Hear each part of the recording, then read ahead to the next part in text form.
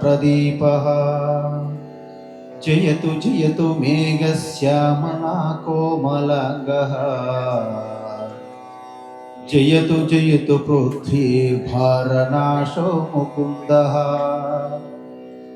कृष्णा त्वदीयपदपङ्कजपञ्जरान्तम् अद्यैव मे विशतु मानसराजहंसः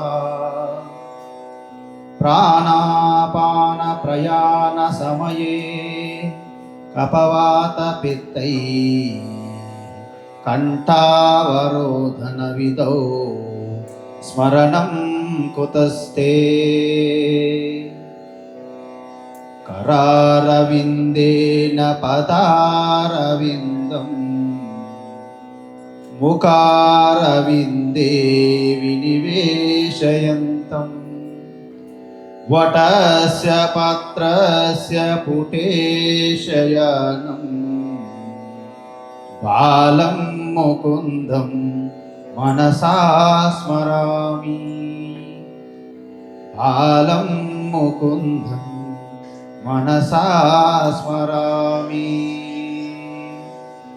वसुदेवसुतं देवं कंसचाणूरमर्दनं देवकी परमानन्दं कृष्णं वन्दे जगद्गुरुं कृष्णं वन्दे जगद्गुरुं ఆత్మస్వరూప బంధుగణః ఈరోజు ఒక అద్భుతమైనటువంటి కార్యక్రమం. ఈ కార్యక్రమం ఆర్గనైజ్ చేసినటువంటి మాధవి గారు, అంటే హరిప్రియ విష్ణుప్రియ అంటే మాధవి గారు అని అర్థం. వాస్తవానికి వారి గృహం అని అంటాము, కానీ ఇది గృహం అనిపించట్లే. ఒక తపోవనంగా ఇక్కడికి మనం ప్రవేశించిన వెంటనే మనకి ఒక ఆధ్యాత్మికత, ఒక స్వాభావికంగా మనకి ప్రేరణ కలిగించినటువంటి ఒక అద్భుతమైనటువంటి తపోభూమిగా, తపోవనంగా, ఒక ఆశ్రమంగా మనకి భావన కలుగుతుందంటే ఎటువంటి అతిశయోక్తి లేదు అని మీ అందరికీ మరొకసారి నేను తెలియజేసుకుంటాను. ఈ కార్యక్రమంలో మీరు శ్రద్ధాభక్తిగా భగవద్గీత జయంతి అంటే, గీత అంటే సకల దేవతా స్వరూపము, సాక్షాత్తు కృష్ణ పరమాత్మ. ఇల్లు కట్టిన తర్వాత ఎలాగైతే గృహప్రవేశం చేస్తామో, సాక్షాత్తు కృష్ణ పరమాత్మయే భగవద్గీతలో ప్రవేశించి గీతా స్వరూపంగా ఉన్నది. కాబట్టి భగవద్గీత అంటే ఇటు శాస్త్రము, ఇటు చైతన్య శక్తి. కాబట్టే ఒక శాస్త్రంకు కూడా జయంతి జరుగుతుందంటే ఇది ఎంత అద్భుతమైన విషయం. సృష్టిలో ఏ శాస్త్రమునకు, ఏ గ్రంథానికి జయంతి ఉండదు, కానీ భగవద్గీతకి ఉన్నది అంటే దాని అర్థము అది కేవలము జడంగా ఉన్నటువంటి శాస్త్ర గ్రంథం కాదు. అది సాక్షాత్ ఒక చైతన్య స్వరూపం, మూర్తిభవించిన జ్ఞానం, మూర్తిభవించిన ఆనంద స్వరూపము, శాంత ప్రేమ స్వరూపము, చిదానంద స్వరూపము. ఆ చిదానంద స్వరూప కృష్ణేన స్వయం సాక్షాత్ కథయతి యోగ విద్య, బ్రహ్మ విద్య. అది భగవద్గీత. కాబట్టి ఈ కార్యక్రమం ఇక త్వరలోనే ప్రారంభమవుతున్నది. ఇప్పుడే మనకి హవనం, ఏదైతే హోమం జరుగుతున్నదో ఆ కార్యక్రమం కూడా మీ అందరూ వెళ్ళి దాన్ని, అదొక ప్రారంభోత్సవం జరిగిన తర్వాత ఇక్కడ మనకి ముఖ్య ఘట్టమైనటువంటి 18 అధ్యాయముల యొక్క భగవద్గీత పారాయణం, దాని యొక్క సారాంశం సమ్మరీగా కూడా మనం తెలుసుకుంటే, ఈరోజు 3 యజ్ఞముల యొక్క త్రివేణి సంగమం అంటారు. త్రివేణి సంగమం అంటే 3 యజ్ఞముల యొక్క సంగమం, కలయిక. ఏంటి? అభిషేకము, హోమము చేస్తున్నాం, దానిని ద్రవ్య యజ్ఞము అంటారు. తరువాత 18 అధ్యాయముల యొక్క పారాయణం చేస్తున్నాం, దాన్ని స్వాధ్యాయ యజ్ఞము అంటారు. తరువాత భగవద్గీత యొక్క ఆత్మతత్వం, బ్రహ్మ విద్యను కూడా మనము తెలుసుకుంటున్నాం, దానిని జ్ఞాన యజ్ఞం అంటారు. ఈ 3 యజ్ఞముల కలయికనే త్రివేణి సంగముగా జరుగుతున్నటువంటి ఈ అపురూపమైనటువంటి అద్భుతమైనటువంటి ఈ కార్యక్రమానికి మీరందరూ మీరందరూ కూడా ధన్యులు.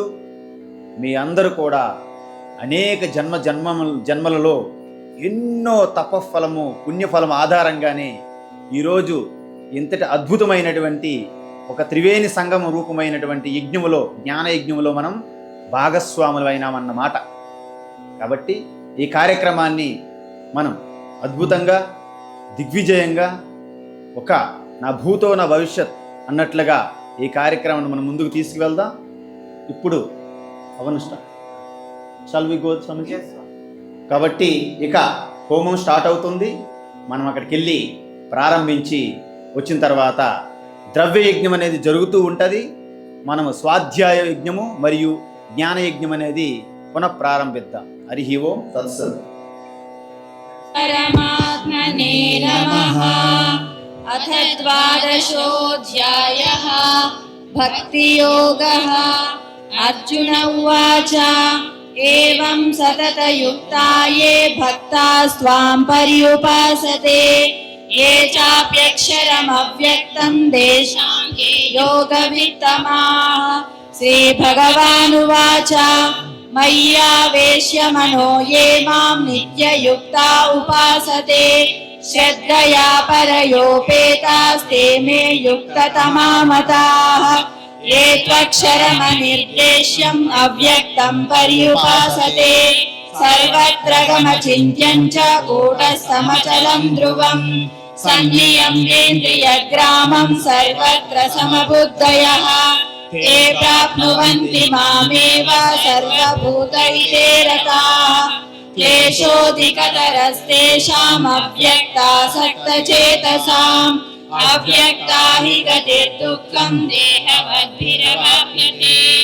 ये तु सर्वाणि कर्माणि मयि सन्न्यस्य मत्पराः अनन्येनैव योगेन मां ध्यायन्त उपासते तेषामहं समुद्धर्ता मृत्युसंसारसागरात् भवामि न चिरात् पार्थ मय्यावेशितचेतसाम् मय्येव मनः आधत्स्व मयि बुद्धिं निवेशय निवसिष्यसि मय्येव अत ऊर्ध्वं न संशयः अत चित्तं समाधातुं न शक्नोषि मयि स्थिरम् अभ्यासयोगेन ततो मामिच्छाप्तुं धनञ्जय अभ्यासेऽप्यसमर्थोऽसि मत्कर्म परमो भव मदर्थमपि कर्माणि कुर्वन् सिद्धिमवाप्स्यसि अदैतदप्यशक्तोऽसि कर्तुं मद्योगमाश्रितः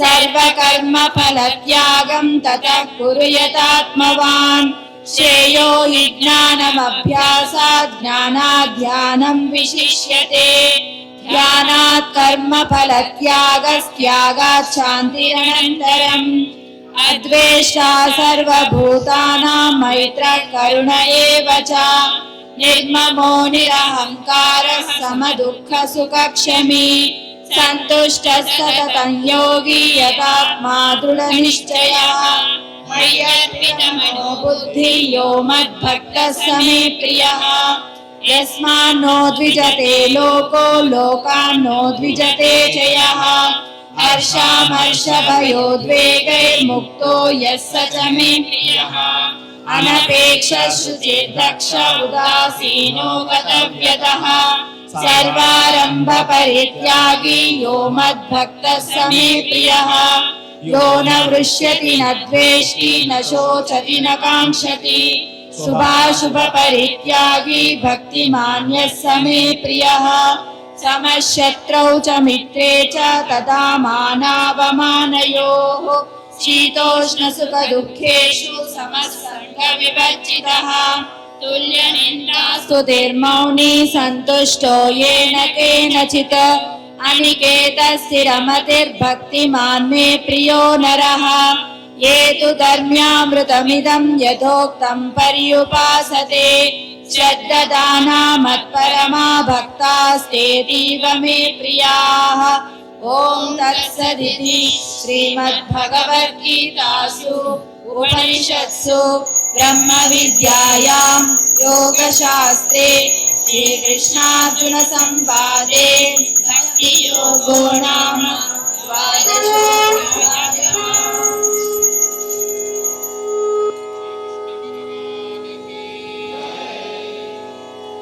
ఓం. భక్తి భక్తి అంటే మనకి ప్రతి ఒక్కరికి తెలిసినట్టుగా అనిపిస్తుంటది, కానీ ఇక్కడ భక్తి అంటే ఆత్మతత్వమే పరమ భక్తి అని చెప్పారు. తరువాత ఇప్పుడు 6 అధ్యాయములు మన యొక్క ఆత్మస్వరూప తత్వాన్ని చెప్పినప్పుడు తర్వాత 6 అధ్యాయములు ఈశ్వరుడు యొక్క గొప్పతనం చెప్పారు. అంటే ఈశ్వరుడు వేరు నేను వేరా ఇలాంటి భ్రమ పోవాలని 13వ అధ్యాయం వచ్చింది. ఏంటది? క్షేత్రజ్ఞ విభాగ యోగము. అంటే మొత్తం యావత్ సృష్టి అంతా కూడాను ఆ పరమాత్మ నుండే క్షేత్రము క్షేత్రజ్ఞగా కలిసి 2 రకాలుగా విభజించి ఉన్నది. ఏ క్షేత్రమైతే ఉన్నదో ఆ క్షేత్రములో ప్రవేశించినది. ఎలా ప్రవేశించినది? ఒకే విద్యుత్ శక్తి కరెంటు ఎలాగైతే అన్ని ఎలక్ట్రికల్ ఎక్విప్మెంట్లు వెనక ఉంటున్నదో అలాగే క్షేత్రజ్ఞం చాపి మాం విద్ధి సర్వక్షేత్రేషు భారత అని అంటారు. కాబట్టి ఈ విధంగా ఆ యొక్క క్షేత్రజ్ఞ అంటే ఆత్మ అండ్ ప్రకృతి, క్షేత్రము అంటే ప్రకృతి, ఈ 2 భేదం చెప్పి నువ్వు క్షేత్రజ్ఞుడివై ఉన్నావు అంటే పరమాత్మ స్వరూపమై ఉన్నది. అంటే ఏంటి? జీవ బ్రహ్మ ఐక్యము. బ్రహ్మ సత్యం జగత్ మిథ్య జీవో బ్రహ్మైవ నాపరః అని చెప్పి ఇది అద్భుతమైనటువంటి తత్వమసి అని చెప్పడానికి జీవబ్రహ్మ ఐక్యమే ఈ 13వ అధ్యాయము. క్షేత్రజ్ఞ విభాగం అనేది వివేకంతో చేసి ఆ క్షేత్రజ్ఞ తత్వం నువ్వై ఉన్నవని చెప్పడానికి ఈ 13వ అధ్యాయము. ఇది రెండింటి యొక్క ఈశ్వరుడు జీవుడు యొక్క స్వరూప తత్వం ఒకటే అని చెప్పడానికి అసి అని ఉంది తత్వమసిలో. ఆ అసి అని చెప్పడానికి ఈ తత్వము. ఓం తత్సత్.